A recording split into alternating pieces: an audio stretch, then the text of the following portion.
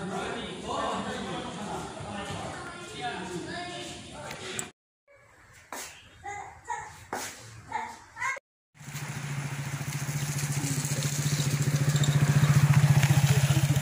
আমাৰ বৰমা নদীখন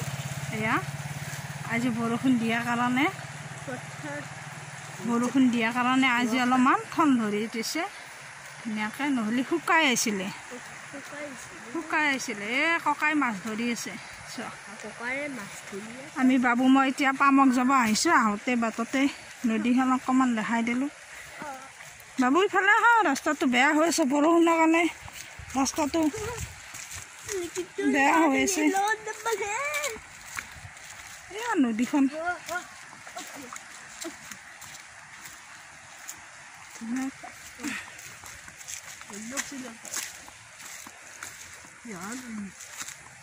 তুমি মোক এৰি থৈ গ'লা দেখোন এৰি থৈ গৈছা